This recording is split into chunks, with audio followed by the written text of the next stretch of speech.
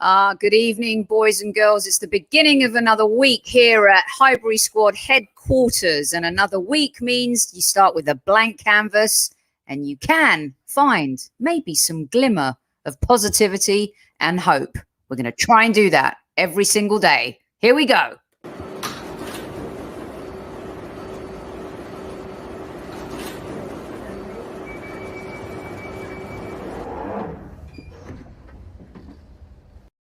And welcome back to the show, my podcast brother from another mother, Mr. Super Kevin Campbell.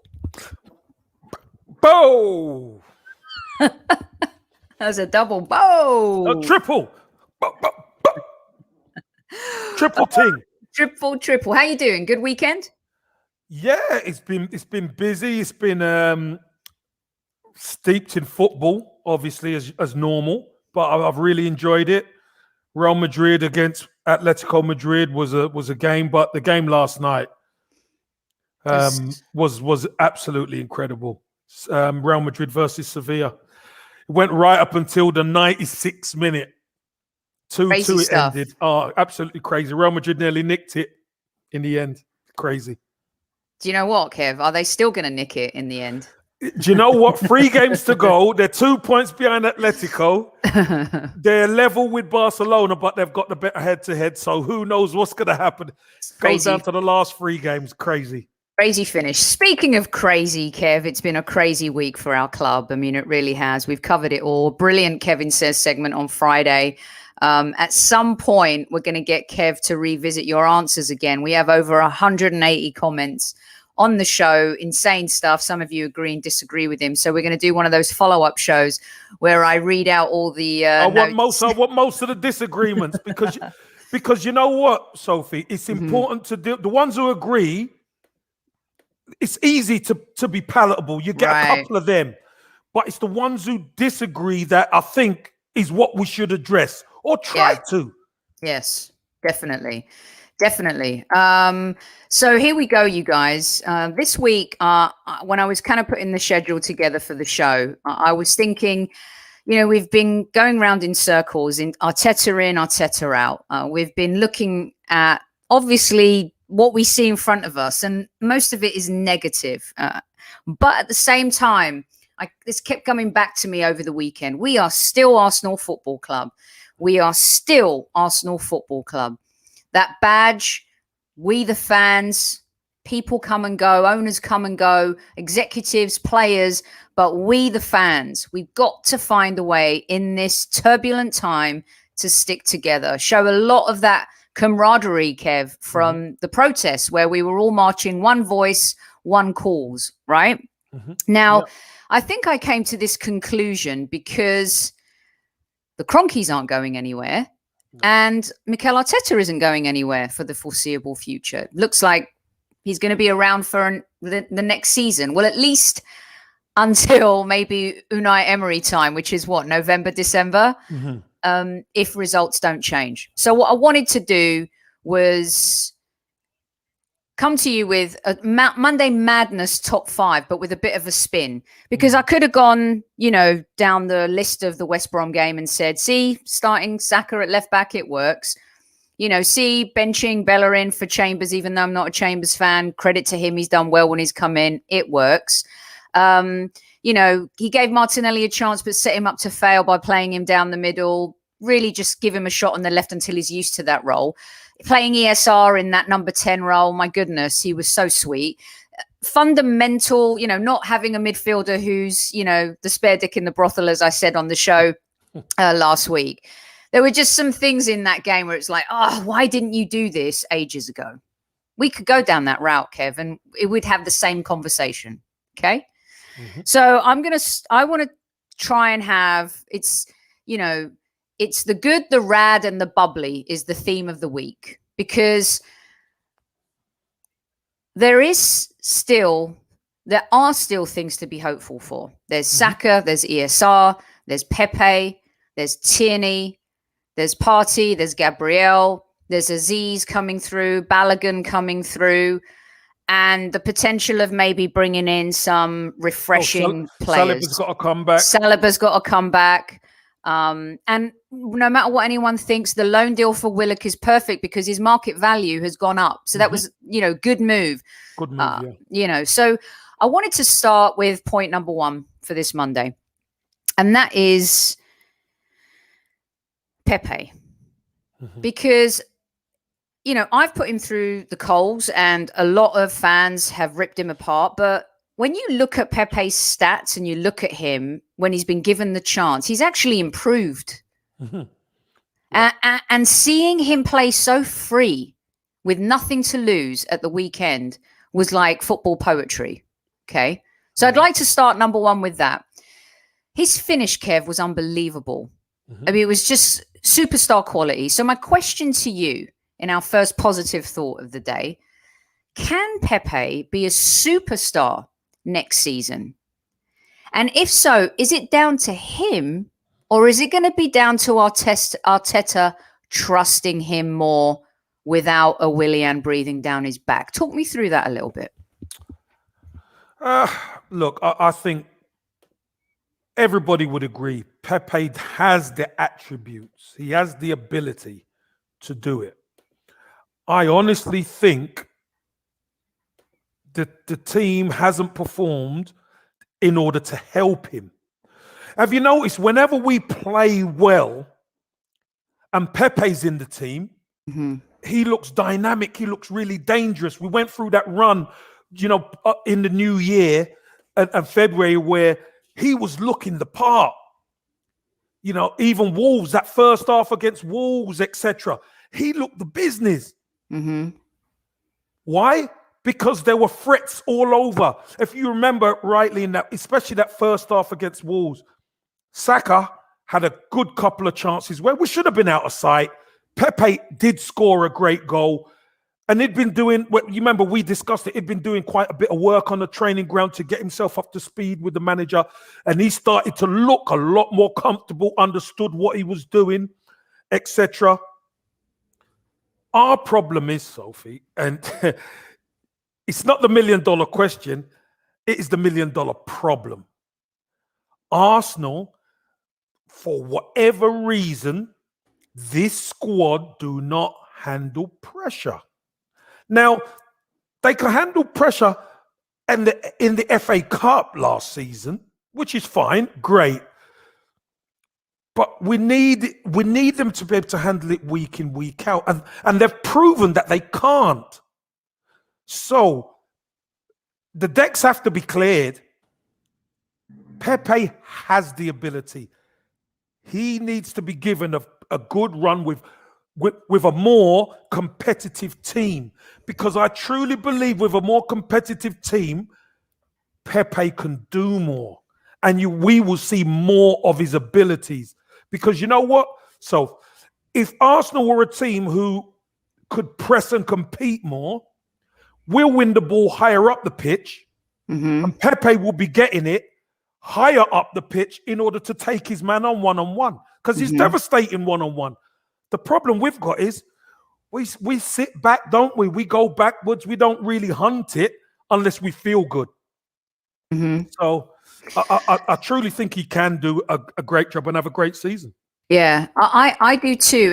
And a few people in chat have also said when he's got that overlapping player who isn't Bellerin playing with him, Kevin, a little bit of what you've just said in essence, but let's put names on some of these players. When he's playing with Chambers, or Chambers has been playing, Chambers allowed that space and was able to be part of that process for him to get the ball to kind of make his own maneuvers and get that goal. When he's played with Cedric, you and I had this discussion about how different Pepe looked when Cedric was playing in that right back position. So you're right in what you say in terms of him being surrounded by the right players. And that's the part, and again, I don't want to be negative, but the chopping and changing of the squad this season, who's going to be in midfield, who's going to be that right back position. Pepe is a creature of habit. And wouldn't you say footballers are a creature of habit? The way you prepare for a game, whether it's... Yeah, you are, you see, Sophie, but the important thing is you have to be able to play with other players, because we've had injuries, we've had suspensions, we've had loss of form. So I wouldn't just say, I know he plays a certain way with other players, but I don't understand why, and this is part of being a good player. So if you've got Pepe in front of you and you study him, you know what he wants. So as a right back, Bellerin should know he's an experienced player. Give him what he wants. Yeah. Do you understand what I mean? Yes. So, Kev, can you explain a little bit too, and I'll move on to point number 2, is there are still some people in chat, and good evening to all 200 of you live joining us this Monday. I hope you're enjoying the show. Kev, he's still polarizing. A lot of people in chat saying, get him out of the club. We've got to sell him. He's not good enough. He's not good enough. I think we need, if you can just try and see it through my eyes too, guys, in terms of where I've been with him, I've ripped him to pieces. I really have. But credit where it's due, he's improved. And what the other thing too, Kev, it looks like any hard work he's doing off the pitch is visible now on the pitch. On the pitch, that's right. Can you tell everyone why he's a player we have to keep? Yeah, because a player with his abilities, you saw the goal yesterday, and I know it's West Brom, so to speak. But if you look at our campaign in the Europa, he's been unbelievable in the Europa. Now, our best player. Well, but the issue we've got, and we've said it all along, is the consistency of the team. If there's chopping and changing, we aren't strong enough to chop and change, for instance. So what really has he? When we won the FA Cup, he was brilliant in the semi and the final. He was. So he has the ability. He can do it. Yeah. The key is, can he get us up? Can we get a team to complement him and support him and the front boys? Because if you get a team that can support them, we're in business. And I know people are frustrated, and people say, "Oh, 72 million." Da, da, da, da, da. But we haven't had a supporting cast, unfortunately. Yep. And he gets blamed for the price tag, doesn't he, Kev? It's so hard when a player costs so much money, Kevin. He doesn't hit the ground running, because then there's a stigma attached to him. And I think that's what's happening here with Pepe. I mean, he's got six or 7 goals in the Europa League, 4 assists. There's only one game in the group stage where he didn't score or create an assist. I mean, he was the talisman. I mean, I'd like to think, how many goals has he scored this season? Total? Yeah, that's what. Let's look at that. Let's look at how many goals. Is it 50? Not 50. No one scored more than 10, have they? Let's look at. I think Lacazette's over in double figures, and I think Aubameyang's in double figures now. But I'd like to 12 goals. I think Pepe's got 12 goals. I think so, but I'm sure chat will correct me. Let's put it this way: if Pepe, I believe, is in double figures as well. Now, if somebody said to you at the start of the season, Pepe would score double figures of goals, you would say he's had a decent season. But because we've been so disjointed, we haven't been consistent. We've been poor in the league. That's why the criticism and the flack is flying, I believe. Yep. And I like this comment from James. Pepe scored more goals this season in the league in 8 less games than he did last year. 12 goals and 5 assists in all competitions. He's doing great. 6 goals in the league. So yeah, I mean, I think that's a positive. So we're gonna carry on talking about the team and Pepe as the summer goes. So that's number 1. Kev, number 2, ESR. You and I talked about this in our transfer show. And when we were building the team, and our biggest concern was that we'd want to bring in a number 10 because ESR is injury prone. Seeing him yesterday without Ødegaard, without him shifting to the left, which obviously can't happen next season because, I mean, you would think that Saka would be playing there, but he was just poetry in motion. I know it's West Brom, but I'm just looking at the player and the player performance. You have to play who's in front of you. Yeah, you have to play who's in front. His movement was amazing, and his finish was just technically beautiful, like Pepe's as well. Both goals absolutely stunning. Are you trusting Iason more now Do you think he can be the number one guy going into next season, or are you still investing in another player because of the reasons we've discussed this season? No, I think what we have to do, and don't forget, Sophie, I don't want to be a negative guy, but he did feel his hamstring, I think. At the end there, didn't he? Yeah. That's why they took him off. So I understand he's a young player and it's his first season. So I get it because the demands, and you know what? In that number 10 role, a lot of people think it's the easy role. It's not. It's a hard position because when you lose the ball, you've got to get into position so many times. And then when you win it, you've got to get into position. So the transitions are very quick. So I get that. He's a hard runner.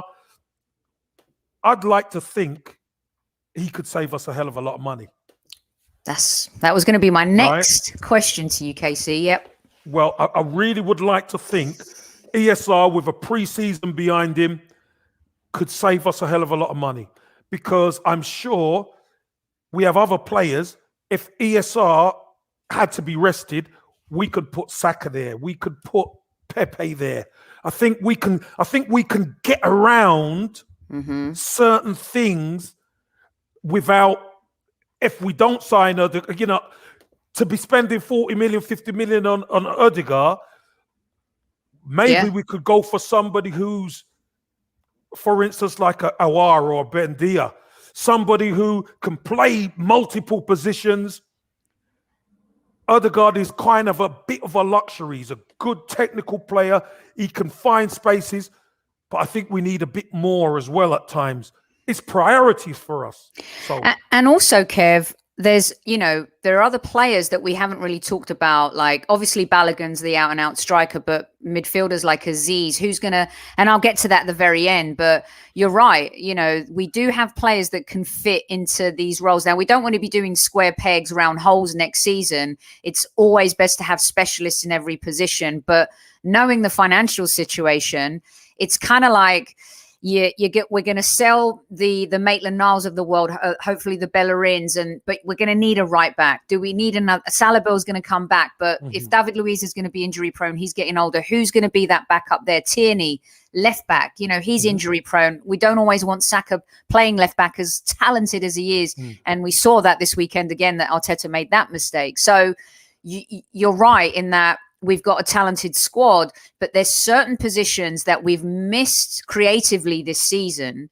And part of that is a little bit about how Arteta plays as well, isn't it, Kev? How we set the team up in certain games? Well, no, again, Sophie, it's important when the player's picked, he's got to perform. That's the name of the game. Now, I understand people think Arteta makes a mistake by picking this one or picking that one. Hello! By picking this one or picking that one, but the bottom line is this. This is the game of football. And I know people go, I drive people mad when I say it. When you cross that white line, you've got to do your job. Why are you at Arsenal? You are at Arsenal because you're a good player. You're at Arsenal because you can handle the pressure, you can perform. I don't think Mikel Arteta has had the luxury to have a performing team who perform more consistently than they don't. Yeah. We've seen it. And it's easy for us to say, oh, he's got it wrong, he's got it wrong, he's got it wrong. But as far as I'm concerned, we saw it yesterday. With no pressure on, all of a sudden, they're knocking the ball about. I know, but I think he gave them a little bit more freedom. I agree with. No, Sophie, and this is he didn't give them more freedom. The players are freer because there's no pressure on them. Right, but the manager also has to alleviate. One of the things you could say what you want about Mourinho, okay, is that he takes the pressure off his players. And I just don't think Arteta's done a good job of taking the pressure off the players this season either, because he's YTS. He's learning on the job. Yeah, but do you know what? All right then, Sophie. If he's YTS and there's players there who have been here longer than Arteta. True? There's players at the club who have been there longer than Arteta. Some, yes. So they should know what it takes. You could argue that maybe things change when regimes change, new managers come in. Yeah, but hold on. My point is this, Sophie. When a new manager comes in, we've seen those players perform. So why is it they can perform previously under the new manager, and then they can't all of a sudden perform now? Because that makes no sense. Because you can't say, oh, they performed for the manager that time, but he's obviously feeding them something different so they don't perform this time. But I agree. That makes no sense. I agree with what Raul's saying here too, Kevin. If you say a manager is responsible for the culture, isn't he responsible for the mentality of the players? Yes, but the players still have to perform when they get on the pitch, Raul. That is the name of the game. The culture has to change because the mentality, we are weak mentality. We play semi-final against Villarreal and don't lay a glove on them, right? Villarreal got stuffed 4-1 at the weekend. And yeah, it might be because a reaction to them getting to the final, etc. But we didn't lay a glove on them, so it can't always be, oh, the manager set them up wrong. How about the players taking responsibility? It's a semi-final, for God's sake.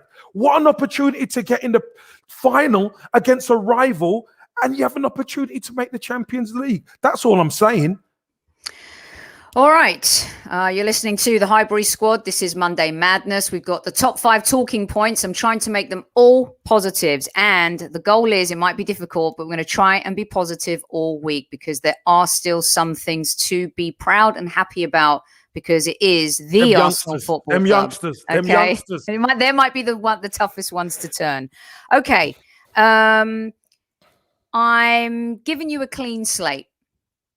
Who do you make captain next season, Kev? He may not even be at the club yet, but based on what he probably won't. He probably not. He's probably not. He's probably not.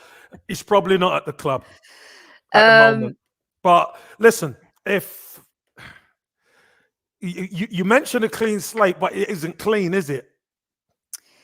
Well, it's not going to be completely clean. I like that. I like that.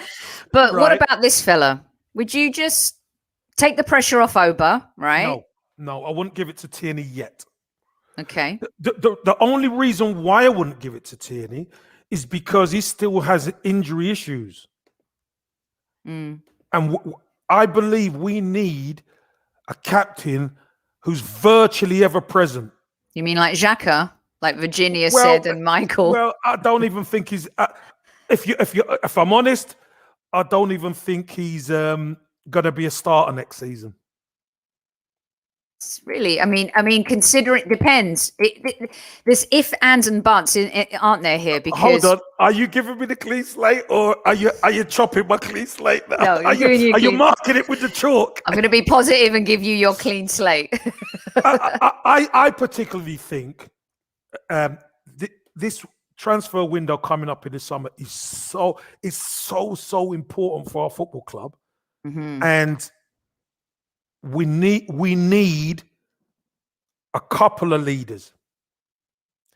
Now, the real leader, I don't think he's even at the club yet. But I truly believe we need one in the middle of the pitch. Some people are saying Thomas Partey doesn't strike me as captain. No, I think he'll be more of a general. Yeah, he'd be a general, show it, but you need someone who's aggressive, who's a talker, who is going to dig people out. When you're doing wrong, he's going to tell you. We need that on the pitch. Now, I don't think we've got anyone quite like that. We've seen Tierney do it, but he's had his injury problems, hasn't he, throughout the season. So I think Tierney is a potential captain moving forward. Definitely. But I'd rather him concentrate on his own game and slowly build up that way. And we could argue that Lack has been a good leader this year, but he might not be at the club next season, but he's definitely stepped up and been a leader. And done well. Yeah. I agree with that.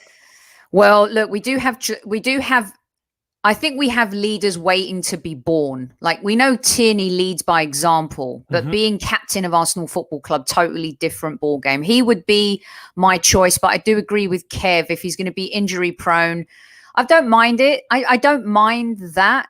You know, if he's not fit and he can't play, you just have to have a really good second to be able to. But that creates more problems. Yeah. Well, and again, we don't know because.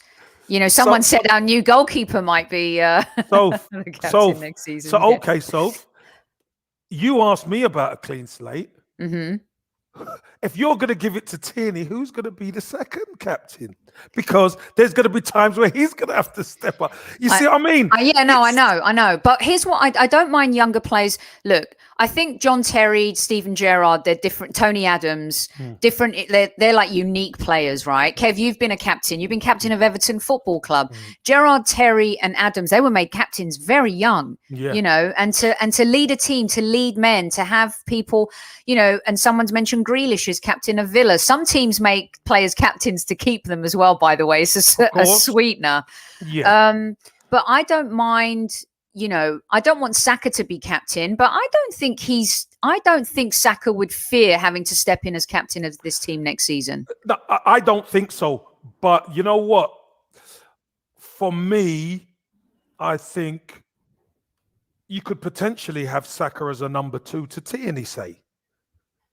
Right?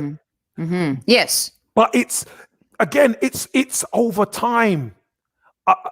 At the moment, these boys have been the shining lights, but your captain needs experience.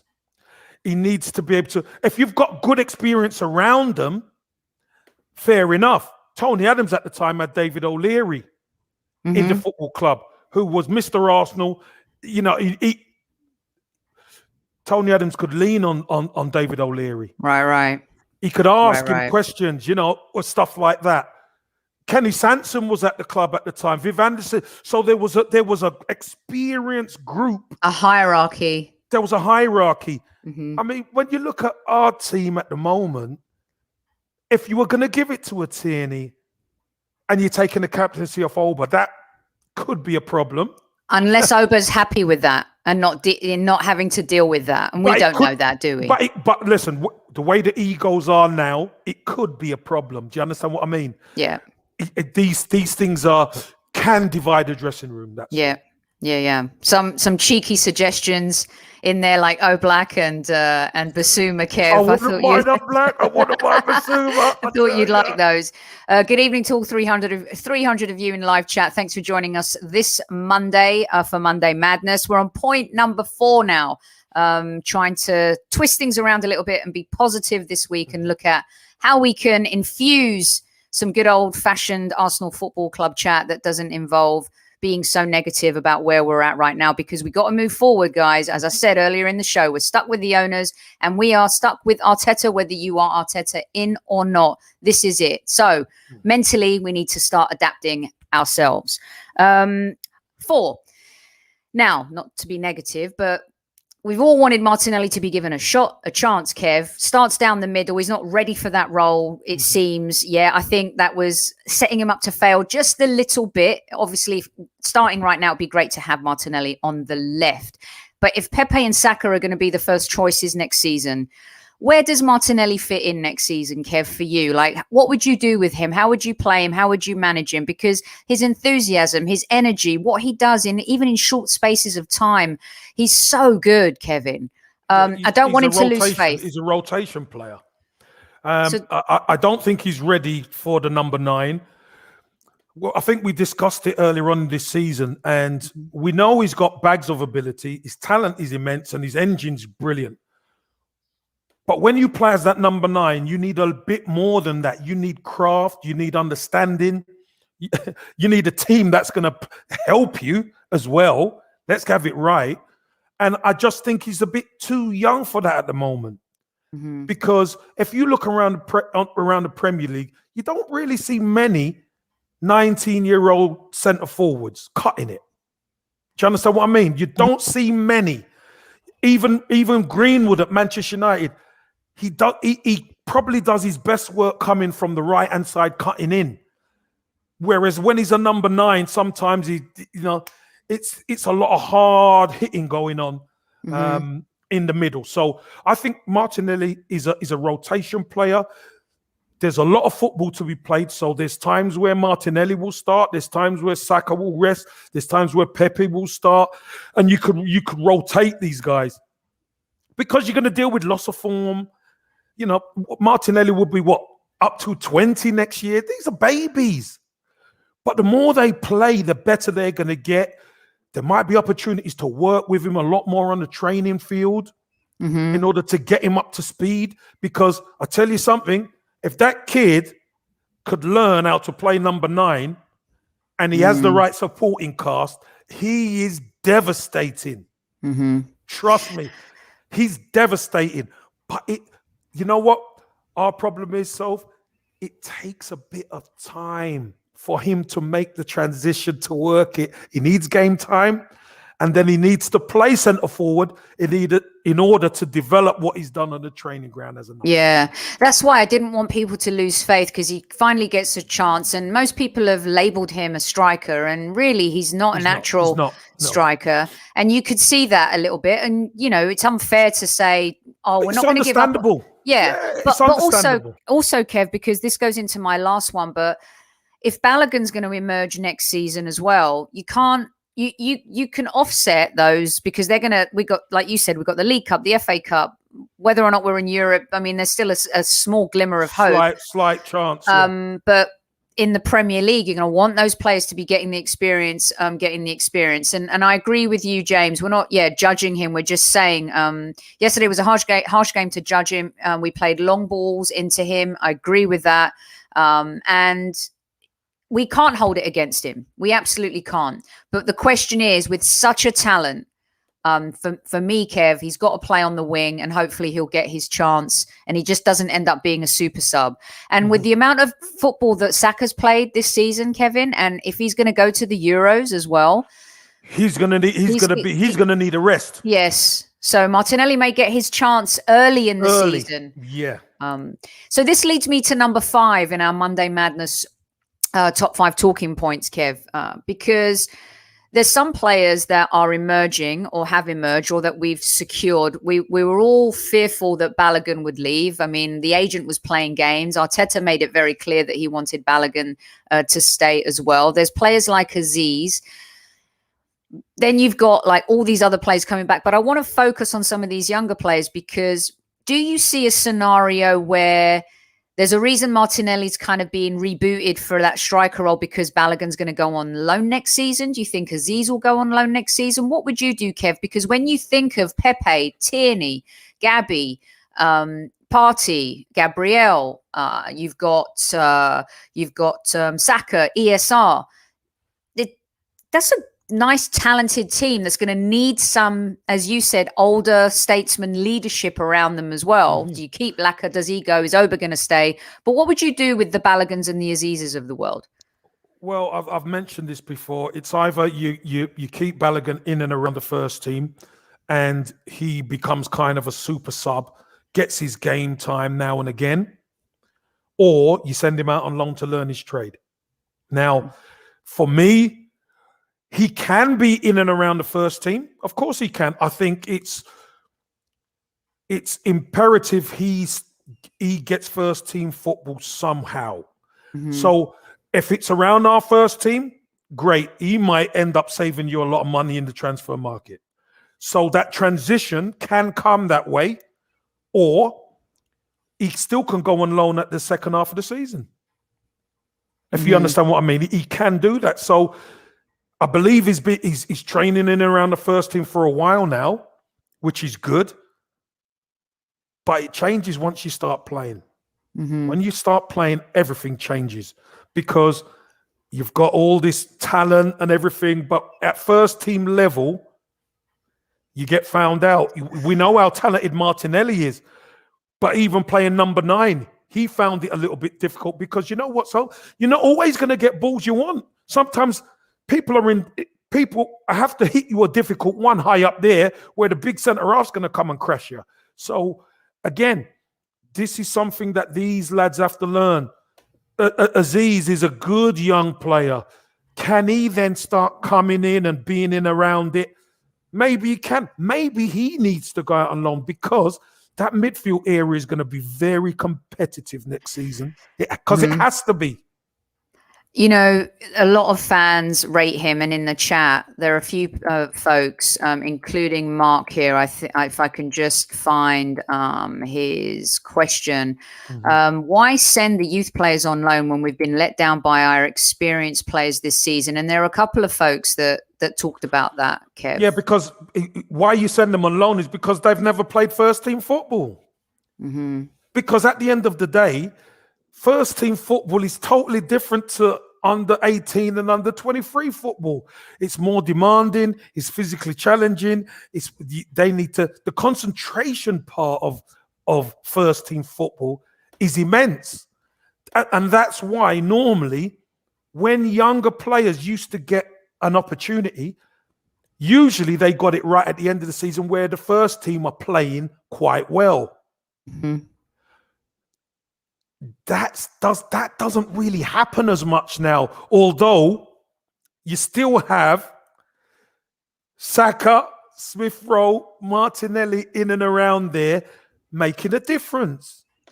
And seeing ESR and Saka adapt to first team and being part of the first team and in and around, and we've seen Aziz and be part of training now with the first team. He's hit the bench a few times. I feel like it's time for us to. It's not like an Alan Hansen, you can't win anything with the kids. I just feel like it's time for us we've been doing the same thing season after season after season. And we do have these talented young players, and we've seen other managers bring on talented young players. I mean, look at how Fofana has got a whole year of the Premier League under his belt, Kev, and our guy Saliba is still in Liga doing well for Nice, but he should have been here this season, But again, Leicester. This is the weird thing. Leicester and Arsenal, when you look at what Arsenal have got, it's a new manager. Again, new regime. People he hasn't seen him play, doesn't trust him. So you could say that's wrong or what's right. The fact of the matter is, he said to the young man, he's had some personal issues as well. Go back to France. Go and play first team football for 6 months. Then you come back and I know you're ready. Yeah. Do you know what I mean? I know you're ready. Aziz, come in and around the first team. Maybe, he'd be regular on the bench next season. Maybe he's regular around it. Get a couple of minutes here and there. Come on for 20 minutes there, 15 minutes there. Start to get a feel of first team football. Because I cannot stress to people enough. First team football is so much harder than under 23 football and under 18 football. It's so much harder. And physically, Kev, some players need time to adapt to that because, I mean, you at 16, you were already bulked up. I mean, you just have that natural body type, even Messi, some people say, he's so small, but his lower sense of gravity. Strong, he's got strong legs. You could see he's got strong legs. That low center of gravity. Yeah. So important. So, and don't forget, Barcelona had to build him up because he had issues. Yes. They had to build him up. So once they're building him up, don't forget, he's always training with the first team. So they're building him up, and in training, he's showing himself. So all of a sudden, he was coming off the bench, and next minute, go in.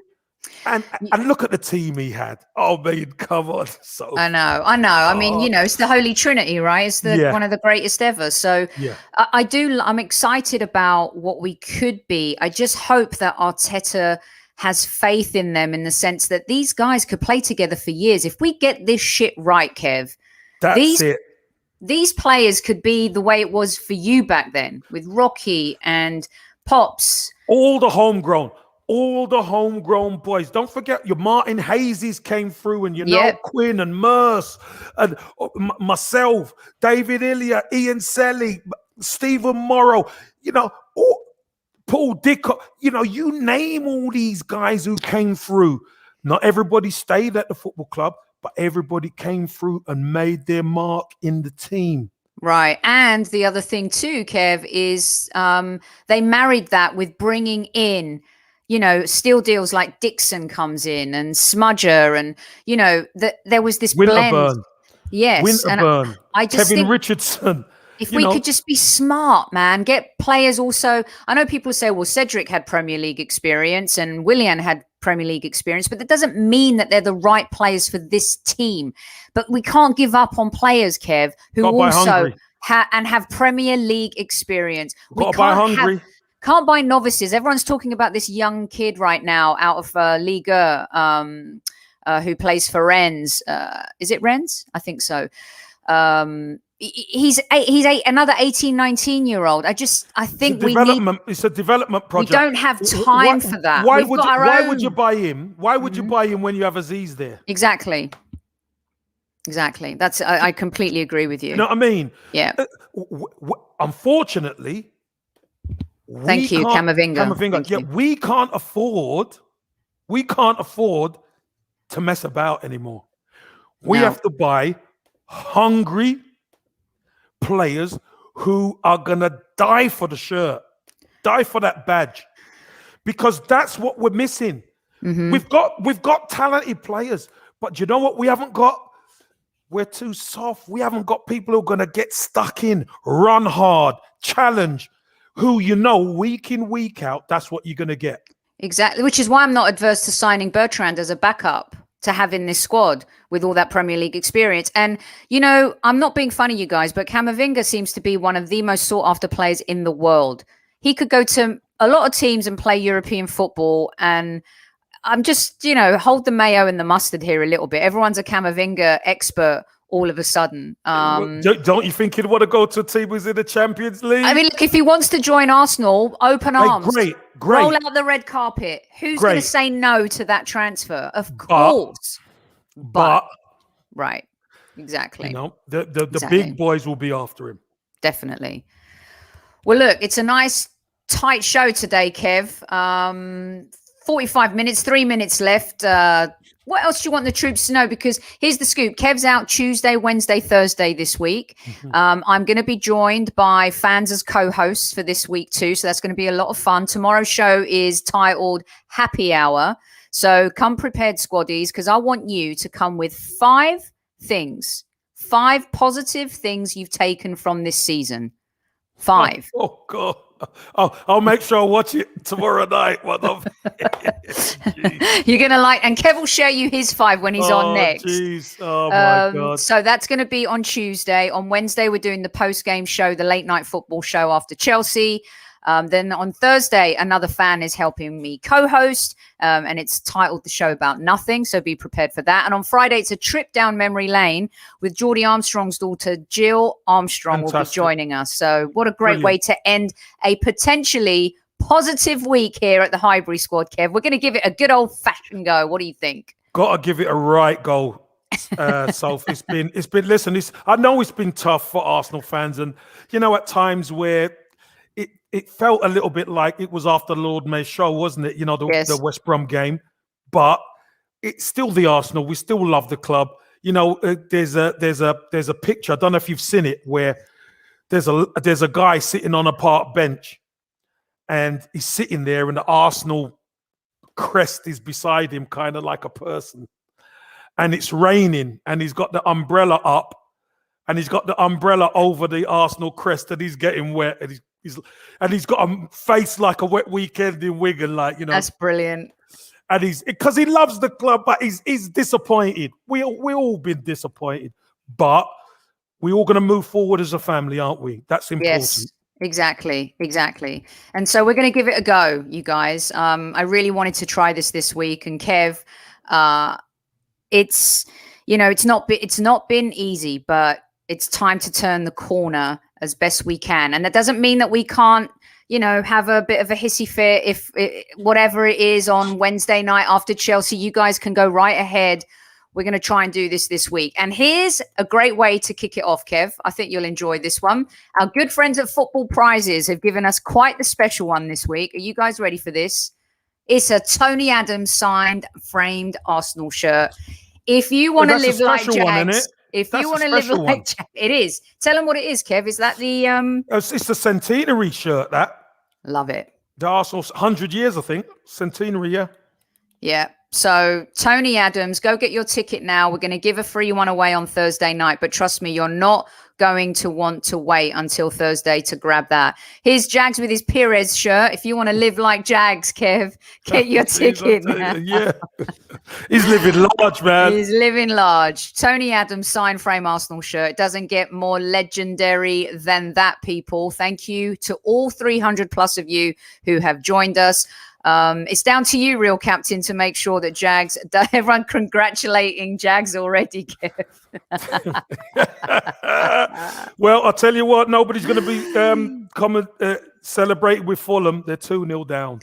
Yes. Are they? Oh, 2-0, just at nearly half time. Oh, dear. Well, bye-bye, Fulham. Au revoir. It's been nice.